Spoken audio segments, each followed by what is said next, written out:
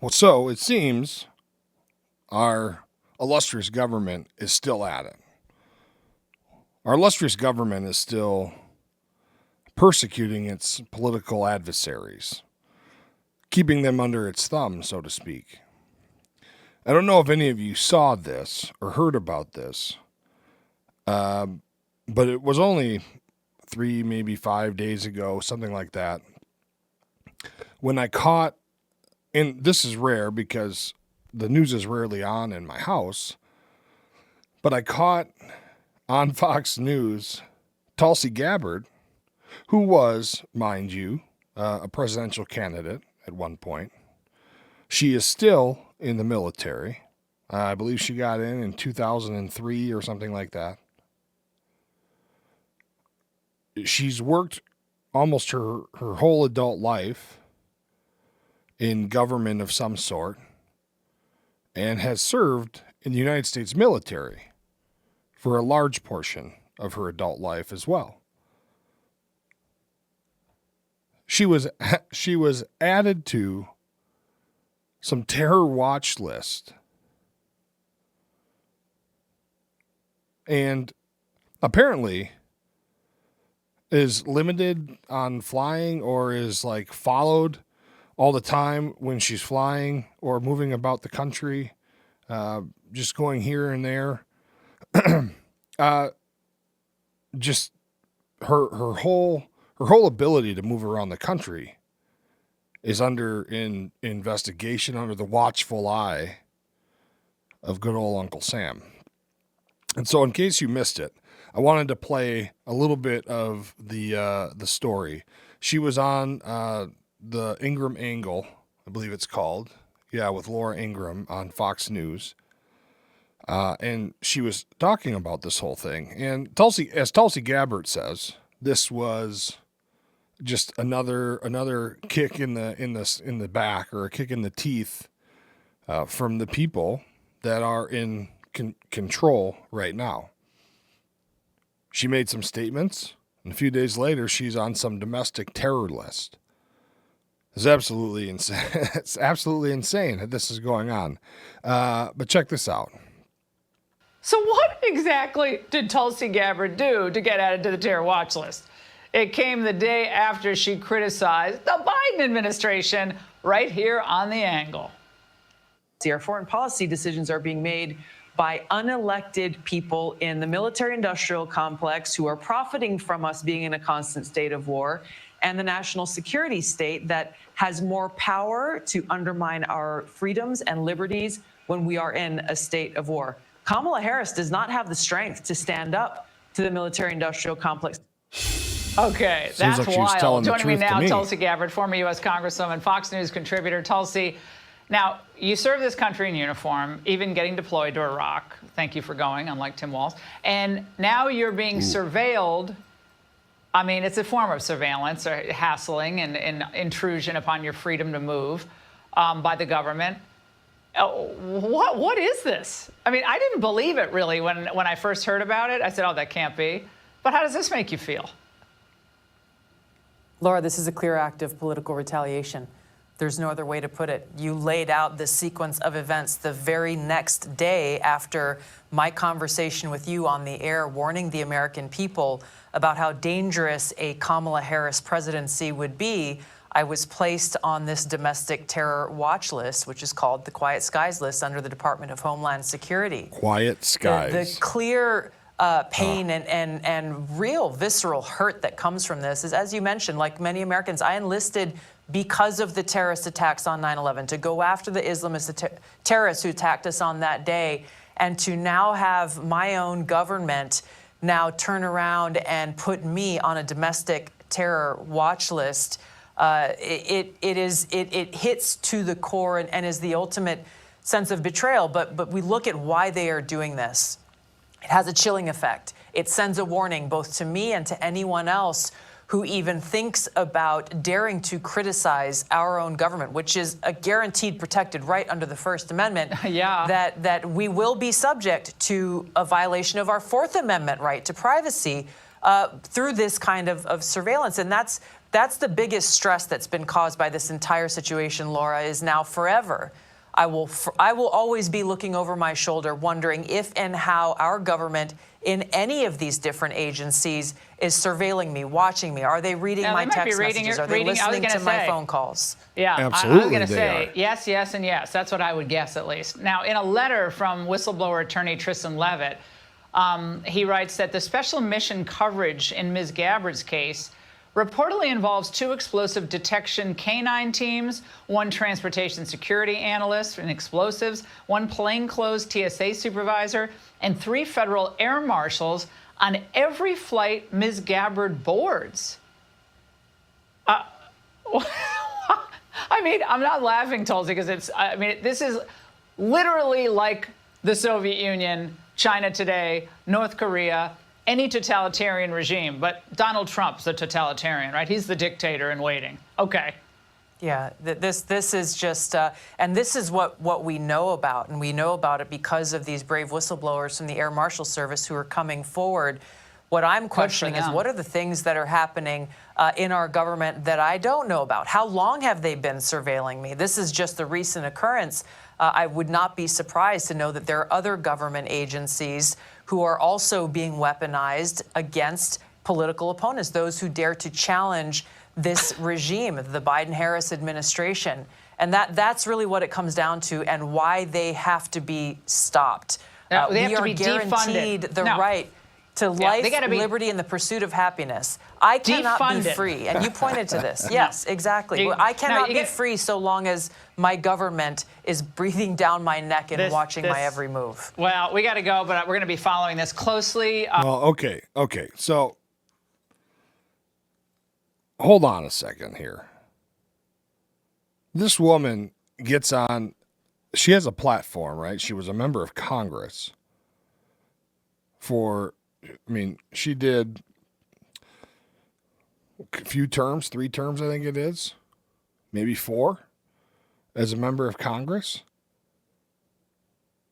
She has served in the United States Army in one capacity or another.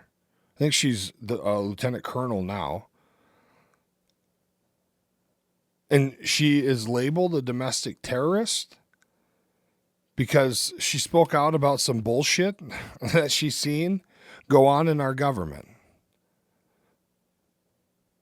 That doesn't sound like the United States of America to me.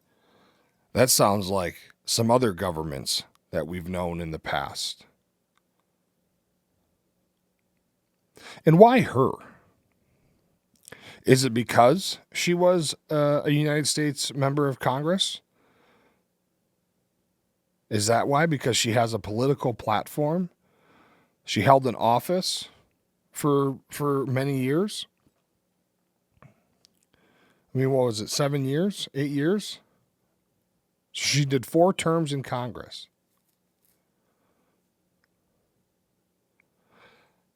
It can't be true.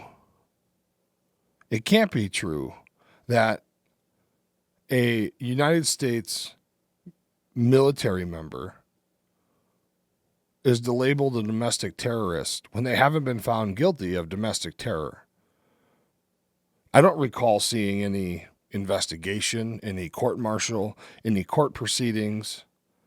I don't recall seeing any of that. And you would think that if that were to happen because of who she is, that we all would have known about it. One side or the other would have been screaming it from the mountaintops. Keep in mind also that Tulsi Gabbard was a Democrat. She was a Democrat. And once she learned what's really going on over there on that side of the aisle, she jumped ship. As you saw in the video, she's labeled as an independent now. And so, why? I still wonder why her. I mean, yeah, she probably reaches quite a few people. She probably has a following. She has an audience. She clearly has a platform. But she's not reaching as many people. In my mind, she's not reaching as many people as some other people who out here in the space who are talking about political issues, podcasters and just regular civilians who are talking shit. And maybe it's because she was a member of Congress. It says here that she served on the Committee on Foreign Affairs. She was on the House Armed Services Committee, the Committee for Homeland Security, and the Committee on Financial Services. So that would tell me she probably knows a lot. Maybe she doesn't know a whole lot about what really goes on underneath the waters of the swamp. Or maybe she does, and this is all a game, and I suppose that that's true. But she knows a lot of top secret stuff. I mean, the House Armed Services Committee, it's quite an intense ordeal. It's not an intense ordeal for these guys because they live it. Excuse me, they live it all the time.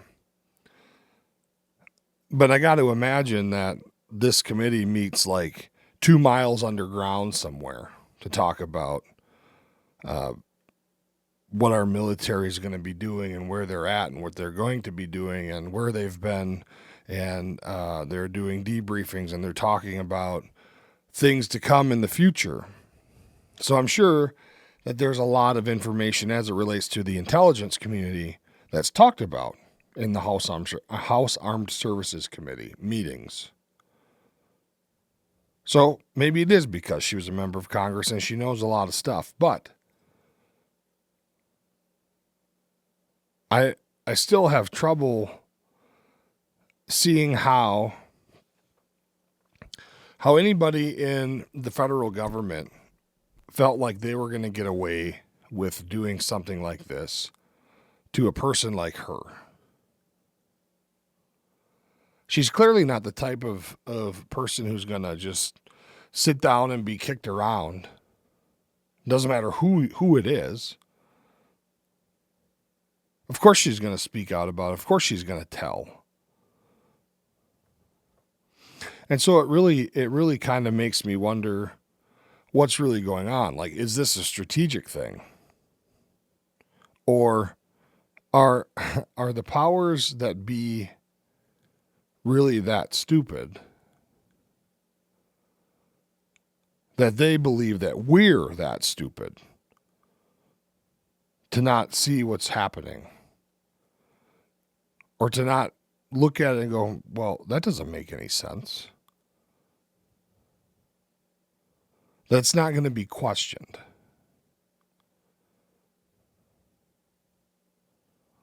It's kind of a baffling thing, right? Because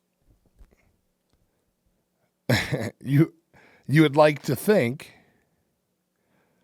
that the people who are in these positions of power in our government offices, which we're learning, it seems day by day by day, if we haven't learned enough yet, that the people that are in these offices, for the most part, they don't care about you. They don't care about me. They don't care about this country.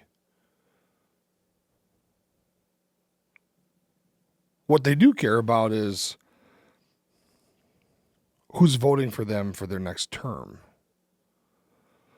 What they do care about is what lobbyists are going to walk into their office and make them some kind of killer deal to author some piece of legislation or support some initiative, put their seal of approval on it.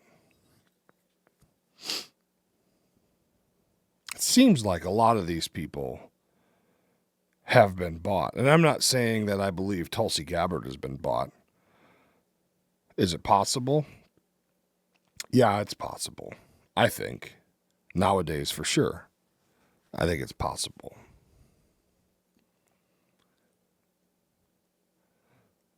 But still, this whole narrative, and not just this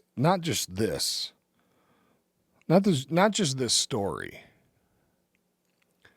but there's a lot of things going on all over this country that just don't seem to add up. They don't seem to make a whole lot of sense.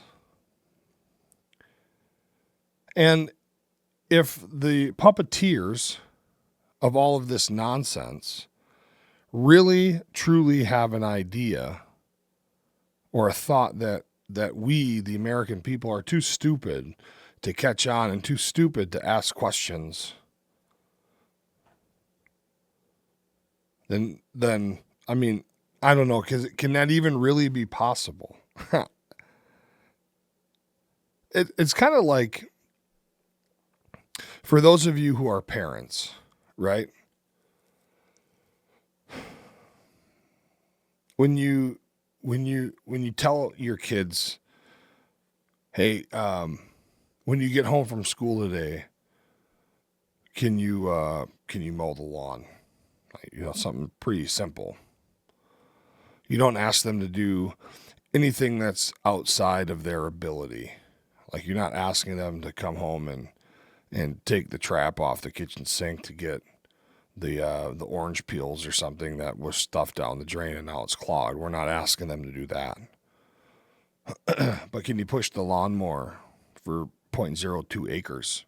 It'll take you about 25 minutes, if that. Yeah, no problem. Yeah, I can do that. And and you just know in the back of your mind that you're going to pull up to the house and there's a 98.5% chance that lawn isn't mowed. And so, like, that going in, but like you still ask. And for some reason you still expect it to be done. But your kids are just being kids, right? Like, they're absent-minded. They got a lot better things going on.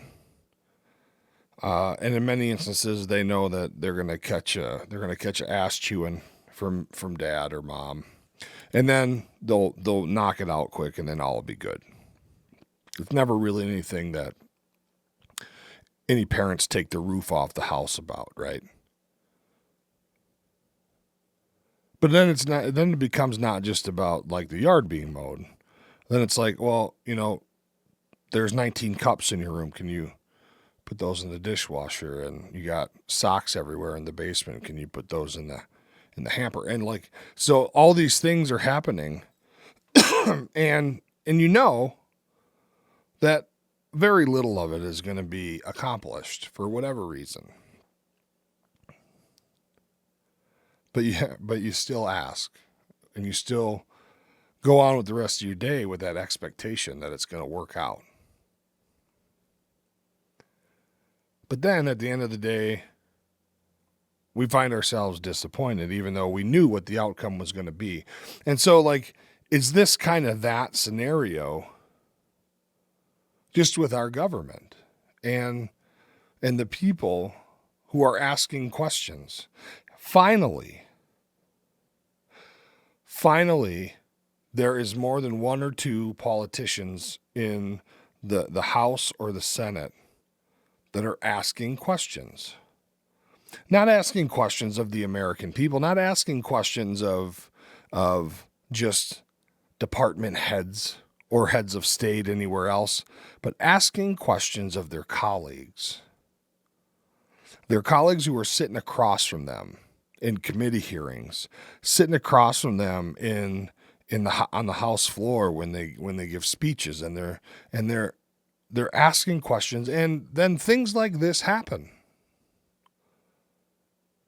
This woman was a member of Congress. She's been a soldier since 2003.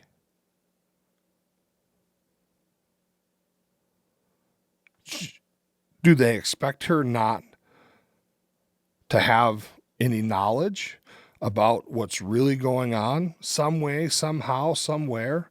Do they expect everybody to just sit down and take it and shut the hell up? It seems as if the answer to that is yes and yes.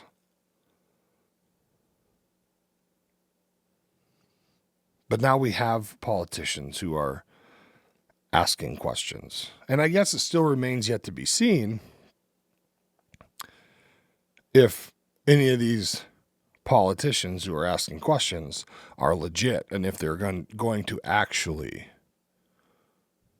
do anything to help the American people. Because at the end of the day, folks, every one of these people in any position in government are there to help its citizens. Any of these people, like look at Tulsi Gabbard was a state representative of Hawaii from 03 to 05. She was then a legislative assistant for a United States senator from 06 to 08. She was a city council member for the city of Honolulu for 2 years, from 10 to 12. She also was in the Hawaii Army National Guard from 2003 to 2020. 17 years, she was a military police officer. She was then voted into Congress in 2013, where she then served 4 terms, 8 years and 1 month. Since 2002 to present, she's been the vice president / co-founder of the Healthy Hawaii Coalition. And she now, still to this day, is serving her country as a lieutenant colonel in the U.S. Army Reserves, which I think I read in California now. And she specializes in, she's reclassed into civil affairs. And so she's also been deployed and she's served in combat zones. So here now, that gives her even a little bit more credibility, maybe. Unless there's evidence out there that this woman is a crooked, loser, faker loser. Unless there's evidence of that out there. I've seen no evidence to dispute anything that she has. I'm reading this off of her LinkedIn page. So this is information she put out. We'd have no reason to dispute it. So, is this the handiwork of Nancy Pelosi and her underlings, her little minions? What's really going on there? And for God's sakes, somebody, I don't know who does this, who puts these people on there, who has the power to take them off. But take this woman off this list. There's no reason why, when she's flying anywhere in this country, that there should be 6 or 7 people on a plane with her to watch her. To watch her do what? Eat almonds and take a nap and watch some chick flick in the screen on the headrest in front of her? What the hell's she gonna do on a plane? I mean, it's just ridiculous to me. And it doesn't seem like, other than this clip on the Ingram angle that just was a few days ago, nobody else is talking about it. The woman is a United States military officer. So what happens when her unit deploys? Can she not go because they put her on this quiet skies list? Was she going to go up there and start banging drums? This is it's absolutely asinine. And so, I mean, I don't know. I don't want to keep beating this up, but we need to start asking questions. We need to start digging deeper and looking and start following the money, really, but following chronologically where things come from and who's given orders, and asking those types of questions. Who the hell put her on this list? Who had the balls to do that? And now there's nobody going to help her. She's going to speak for herself, clearly. But who's going to get her off of this list? Because that's ridiculous. And the last thing I'll add is, where in God's name is our president? Nobody's seen old Sleepy Joe for weeks.